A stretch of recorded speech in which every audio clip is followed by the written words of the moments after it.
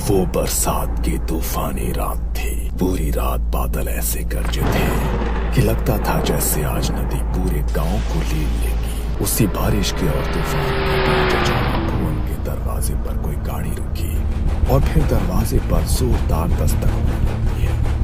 भुवन सकपकाकर दरवाजा खोलता है तो सामने एक शहरी बाबू को खड़े पाता है। भुवन आप ही हैं? हम कोलकाता से आए हैं, एसडीएम है, आज ही तबादला हुआ है। सामने खड़े अफसर को देख तकरीबन 57-58 की उम्र के झुर्रीदार चेहरे वाले भुवन बाबू ने हाँ में गर्दन हिलाई और हाथ जोड़कर उन्हें नमस्कार किया। साहब, सरकारी चिट्ठी मिली थी, लेकिन अभी तो बहुत रात हो गई है। बारिश का मौसम है, इस समय जाना शायद सही नहीं होगा। मैं अगर सवेरे चलूं तो? बाहर गाड़ी में परिवार साथ है, अभी इतनी रात में कहाँ जाएंगे हम लोग? आपके लिए सरकारी बंगला तैयार करा दिया है साहब, ठीक समझे तो रात यहीं पे बिताए, नहीं तो जैसा आप कहें।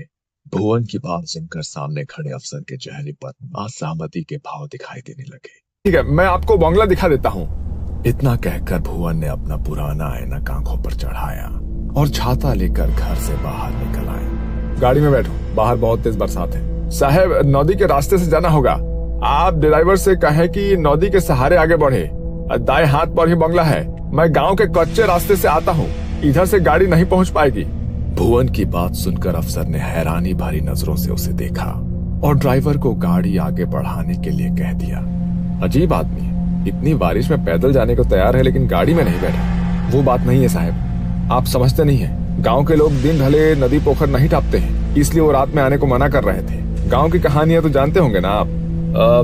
खैर छोड़ो, तुम जल्दी गाड़ी चलाओ, थकान से मेरी हालत खराब है। वो देखो भुवन काका।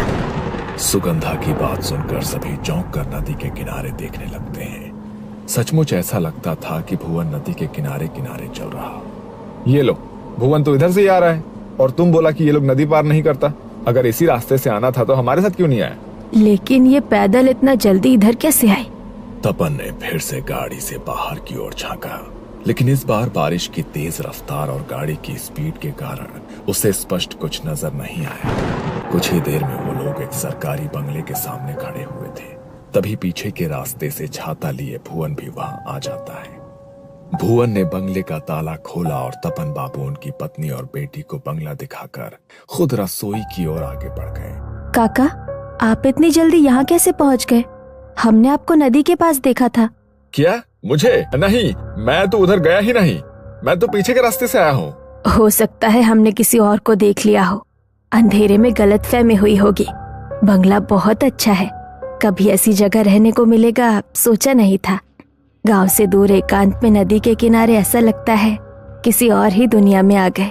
मंदाकिनी, सुगंधा, इंद्राणी और तपन को बंगला काफी अच्छा लगा था, लेकिन भुवन किसी और ही सोच में गुम था। उसे समझ नहीं आ रहा था कि आखिर इतनी रात को खराब मौसम में इन लोगों ने किसे नदी किनारे देखा होगा। अब मैंने चाय बना दी है, आप लोग पी लीजिए। मैं बाहर सर्वेंट क्वार्टर में हूँ, कुछ परेशानी होगा तो बुला लीजिएगा। और हाँ, एक बात और, बंगले से नदी का किनारा सुंदर जरूर दिखता है, लेकिन आप उधर ना देखें तो बेहतर होगा। मतलब इतनी सुबह नजारा कोई क्यों नहीं देखना चाहेगा? कहने का मतलब है कि बारिश का मौसम है, गीली मिट्टी फिसलन के अलावा पानी भी बहुत है, तो आप उससे दूर रहे तो बेहतर होगा। भुवन अपने कमरे में आकर लेट गया था और लंबे सफर से थक कर आया तपन का परिवार अपने अपने कमरे में जाकर आराम करने लगा था। सुगंधा के कमरे की खिड़की से नदी का किनारा साफ दिखाई देता था। अपने कमरे में आकर वो नदी की ओर देखने लगती है। कितना सुंदर शांत नदी का किनारा है। इंद्राणी, इधर तो कितना मच्छी होगा ना। मैं कल जाकर मच्छी पकड़ कर लाऊंगी और ताजा ताजा मच्छी भात बनवा कर खाऊंगी माँ से। लेकिन वो काका बोले थे नदी किनारे जाना सही नहीं है। तपन बाबू पत्नी के साथ कमरे में सोने चले गए थे और इधर दोनों बहनें अपने अपने कमरे में आराम करने के लिए आ गई थी। छोटी इंद्राणी तो बिस्तर पर लेटते ही सो गई थी, लेकिन सुगंधा न जाने क्यों देर रात तक अपने कमरे की खिड़की से बाहर नदी के पानी में गिर रही रिमझिम बूंदों को देखती रही। अगली सुबह सुबह नदी की तरफ कोई गया था क्या? हमारी हवेली के दरवाजे से नदी की तरफ मिट्टी पर पैरों के निशान बने हैं। सुगंधा, इंद्राणी, तुम लोग रात में उधर गई थी क्या? आप परिवार के सभी लोग तो घर में ही हैं। अब फिर इतनी सवेरे नदी पर कौन जाएगा? बच्चे तो अभी सोकर ही उठे हैं। अब कैसी बात करती हो? भुवन बाहर जाकर उन कदमों के निशानों को देखता है जो वाकई नदी के किनारे से हवेली के दरवाजे तक दिखाई दे रहे थे। ये किसी इंसान के नदी की ओर जाने के नहीं, बल्कि नदी से हवेली तक जाने का निशान है। क्या? ये कैसे हो सकता है? ये निशान तो... मैं जानता हूँ कि आप क्या कहना चाह रही हैं, लेकिन जिसके पाँव उल्टे हो उसके कदमों के निशान ऐसे ही न बनेंगे। भुवन के शब्द सुनने के बाद घर में सन्नाटा पसर गया था। सुगंधा और इंद्राणी काका की बात सुनकर घबरा गई थी। ये किस तरह की बात कर रहे हैं आप? अरे बच्चियां है, घबरा जाएंगे ना। बेकार की बातें छोड़िए और बाजार से कुछ खाने का सामान ला कर दीजिए, बच्चों को भूख लगी होगी। मंदाकिनी की बात सुनकर भुवन काका चुपचाप बाजार की ओर निकल जाते हैं। 1-2 दिन ऐसे ही बीत गए थे। दोनों बहनों ने माँ के साथ मिलकर घर लगभग सेट कर लिया था। सुगंधा, इधर सुन तो जरा। जा बाजार से मछली लेकर आ, आज मच्छी भात बनाएंगे। और कहीं रुक मत जाना, अंधेरा होने से पहले लौट कर आना है। ठीक है माँ, मैं जाती हूँ। 16 साल की सुगंधा घर से निकली तो उसे नदी के किनारे एक लड़की दिखाई दी जो हाथ के इशारे से उसे बुला रही थी। तुम भी यही रहती हो क्या? सुगंधा की बात सुनकर दूसरी लड़की ने रहस्यमयी सी मुस्कान के साथ उसे ऊपर से नीचे तक देखा और हाँ में गर्दन हिला दी। बड़े काजल से सजी आंखें, मोटी चोटी, मनमोहक सा खूबसूरत चेहरा जिस पर से सुगंधा की नजर नहीं हट रही थी। कल मिलोगी, साथ में खेलेंगे। अभी मुझे बाजार जाना है मच्छी लेने, नहीं तो माँ नाराज होगी। की मच्छी? हमें माछ खेते चाहिए, मुझे मच्छी दोगी? अचानक ही सुगंधा के कानों में इंद्राणी की आवाज टकराती है। सुगंधा, सुगंधा, उधर क्या कर रही है? जल्दी यहाँ आ, मैं इस लड़की से बात कर रही थी। तुम्हारा नाम की? सुगंधा ने जैसे ही उस लड़की की ओर गर्दन घुमाई तो देखा कि अभी वहां कोई भी नहीं था। सुगंधा को कुछ समझ नहीं आ रहा था कि अचानक वो सुंदर सी लड़की कहाँ चली गई। हैरान होकर वो इंद्राणी के पास आती है। उधर अकेले क्या कर रही थी? माँ ने तुझे बाजार जाने को बोला ना? हाँ, लेकिन मैंने अभी एक लड़की को देखा, वो मुझसे बातें कर रही थी, फिर अचानक पता नहीं कहाँ गायब हो गई। बहुत सुंदर थी, कह रही थी यही रहती है। बातें मत बना, कोई नहीं था वहाँ, अकेले में पता नहीं क्या बड़बड़ा रही थी उधर।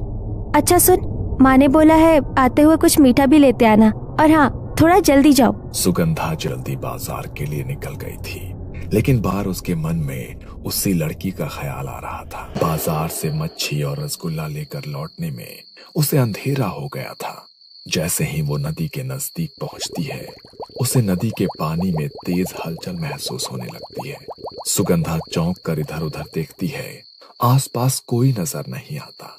अचानक उसे तेज सड़न जैसी महक महसूस होती है, जैसे सड़ी हुई मछली किसी ने उसके सामने रख दी हो। सुगंधा ने अपनी चाल तेज कर दी थी, तभी उसे अपने साथ किसी परछाई के चलने का एहसास होता है। सुगंधा चौंक कर पीछे मुड़ती है, लेकिन वहां कोई नजर नहीं आ रहा था। अचानक ही पेड़ से एक डाली टूटकर उसके सामने आकर गिर पड़ती है। तभी सुगंधा के कानों में एक आवाज गूंजती है, आमा के माछ दो। वो आवाज सुनकर सुगंधा के रोंगटे खड़े हो गए थे।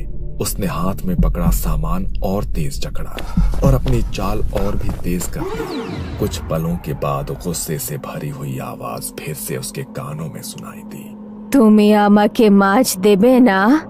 डर से उसका दिमाग सुन्न पड़ गया था। सुगंधा को होश ही नहीं था वो कब और कैसे वहां से दौड़कर अपने घर के दरवाजे तक पहुंच गई थी। दरवाजे को जोर से पीटने पर जैसे ही इंद्राणी ने दरवाजा खोला वो वहीं गिर पड़ी। किसी तरह उसे कमरे तक ले जाया गया, जहां उसने अपनी सारी आप बीती सुना दी। ये सब उस भुवन की वजह से हो रहा है, उसने ही डर बैठा दिया है दिमाग में। तुम आराम करो, अब से बाजार मैं जाऊंगी। बेटी की हालत ऐसी देखकर मंदाकिनी काफी परेशान हो गई थी। मच्छी भात बनाने की अब उसकी इच्छा ही नहीं बची थी। देर रात गए मंदाकिनी को रसोई से कुछ आहट सुनाई देने लगी। जब वो रसोई की ओर गई तो वहां का नजारा देख उसके पैरों तले जमीन खिसक गई। सुगंधा के हाथों में कच्ची मछली थी जिसे वो आधा कच्चा ही खा चुकी थी। उसके कपड़ों और मुंह पर खून लगा था और वो इस समय किसी राक्षस जैसी डरावनी नजर आ रही थी। सुगंधा, ये क्या कर रही हो तुम? क्या हुआ है तुझे?